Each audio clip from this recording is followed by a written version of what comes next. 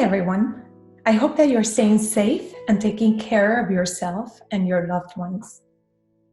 I'm Mariela Páez, an associate professor at the Lynch School, and today I want to talk to you for a few minutes about my research in early childhood education. During the past couple of years, I have been investigating exemplary preschool classrooms for young bilingual children. I have done this work with a former student of mine, Megina Baker, who completed her doctorate at Boston College.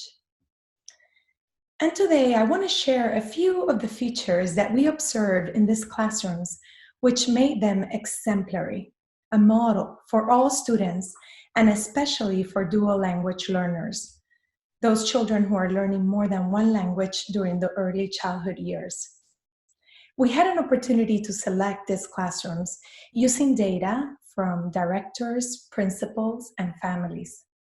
We selected 6 classrooms across different early childhood programs that represent the landscape of education for young children, including Head Start, public, and private preschools. We collected data through observations, interviews, videos, and focus groups with the families. The observations were key because they took us inside the classroom where we spent over 6 months participating in these exemplary classrooms. Now to the findings.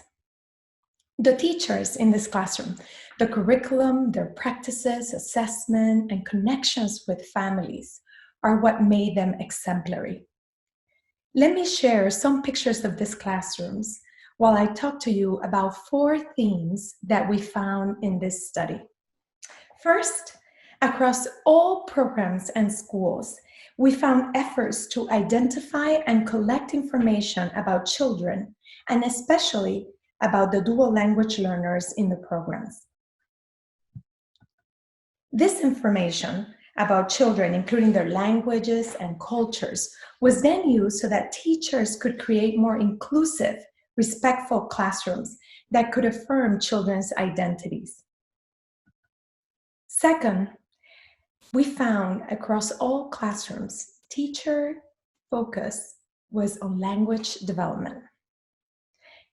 They provided many opportunities for children to learn new languages while also supporting their home languages. Even though teachers didn't know all of the languages of the children in their classroom, they made a point of supporting these languages. Third, teachers implemented developmentally appropriate curriculum and assessment.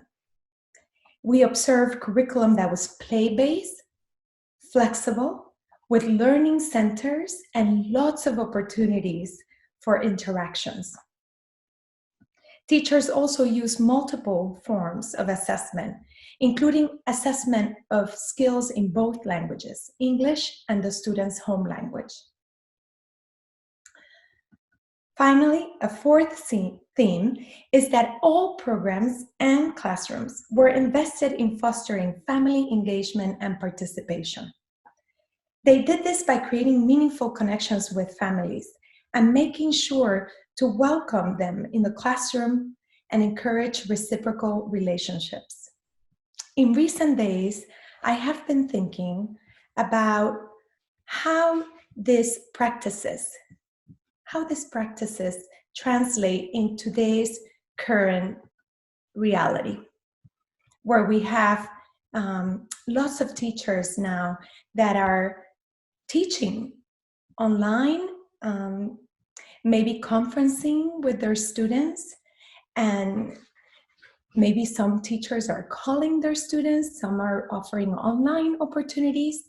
And I've been thinking, how does these practices translate to this new reality?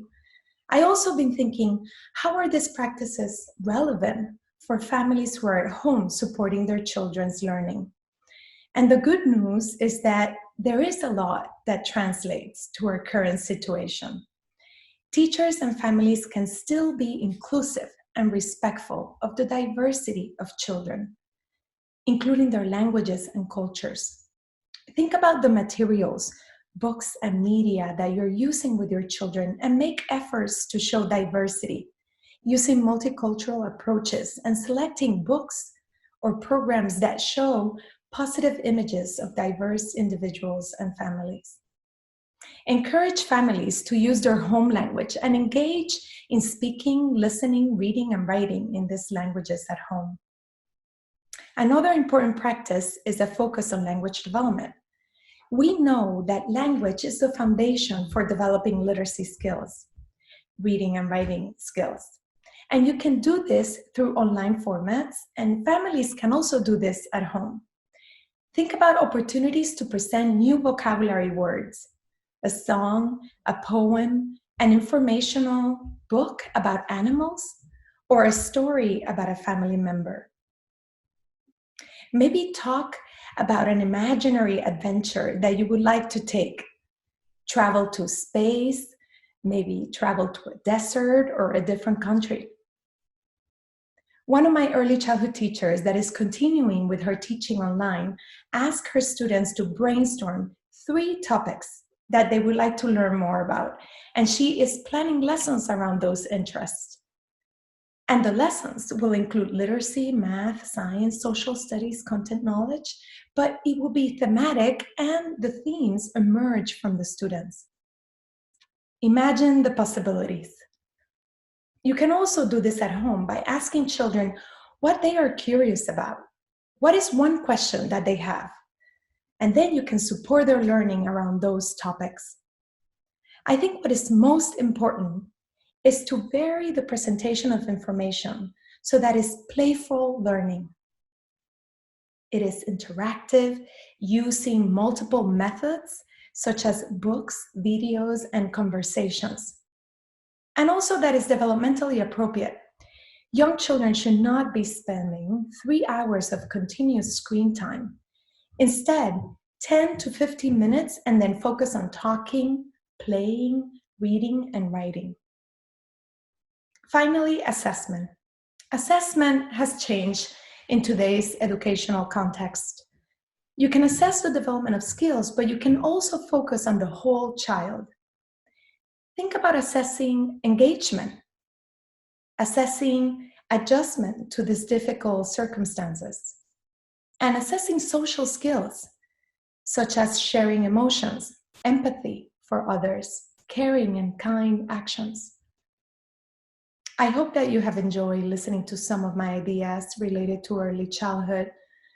I have faith that we will be back together again soon. I can see us in the halls of Campion Hall.